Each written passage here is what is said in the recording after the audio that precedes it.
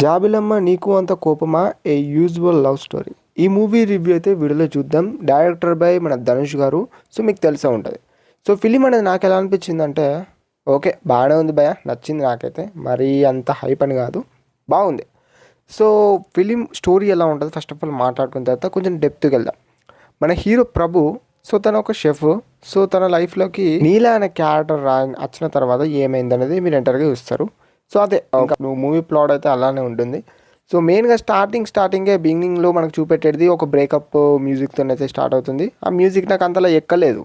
కాకపోతే gold and sparrow నీ గుండెలోన ఆరో ఏదో సాంగ్ ఉంటుంది చూడండి. సో ఆ సాంగ్ మాత్రము థియేటర్లో చాలా బాగా అనిపించింది. సో వినసొంపుగా. అండ్ మనకి స్టార్టింగ్లోనే సాంగ్ రిలీజ్ అయినప్పుడు చాలా బాగుండే. సో థియేటర్లో ఇంకా మంచి ఎక్స్పీరియన్స్ ఉందని అనిపించింది.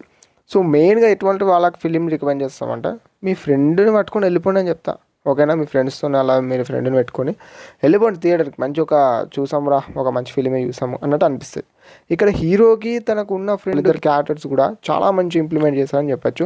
వాళ్ళిద్దరు రోల్స్ చాలా బాగా అనిపించింది. సో మెయిన్గా మూవీలో ఇంకో నచ్చిన పార్ట్ ఏంటంటే లైక్ అక్కడ తండ్రికి అండ్ కూతురుకు ఉన్న బాండింగ్ అనేది ఎలా ఉంటుంది, అండ్ ప్రజెంట్ జనరేషన్లో పేరెంట్స్ అనే వాళ్ళు కానియచ్చు ఇదంతా ఎలా ఉన్నది అనేది మనము ఎంటైర్గా మనము ఫిలిం అయితే చూపెట్టారని చెప్పుకోవచ్చు మెయిన్గా. సో ఆ ప్లాట్ అయితే చూస్తారు. అండ్ ఇట్లా ఫ్లాట్గా వచ్చే కామెడీ సీన్స్ కూడా వర్కౌట్ అయినాయి ఫిలింలో. సో అది మీరు కూడా మీరు ఫిలింని చూస్తారని చెప్పుకోవచ్చు.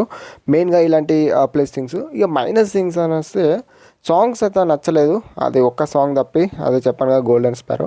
సో అదొక్కటి తప్పిస్తే మిగతా సాంగ్స్ అన్ని బెబ్బే అనిపించినాయి. అది చెప్పుకోవచ్చు. బ్యాక్గ్రౌండ్ స్కోర్ గురించి చూసుకుంటే ఓకే అనిపించింది. సో అలా ఇక క్లైమాక్స్ పోర్షన్ అది మీరు ఫిలిం చూసి తెలుసుకోండి. సో ఇది అన్నట్టు మెయిన్గా చెప్పుకోవాలంటే సెకండ్ హాఫ్ అనేది much better compare to first half అన్నట్టు నా ఫీలింగ్.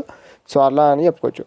అంటే మూవీ అంతా ఈ వేలో అయితే ఉంటుంది. మరి ఎంతమంది మూవీని చూసారో, మీకు ఎలా అనిపించిందో అనేది మీరు ఒక చెప్పేయండి. మన ధనుష్గా డైరెక్ట్ చేసిన ఈ ఫిలిం అనేది. సో ఓవరాల్గా జాబిలమ్మ నీకు అంత కోపం అనే మూవీ రివ్యూ ఇది.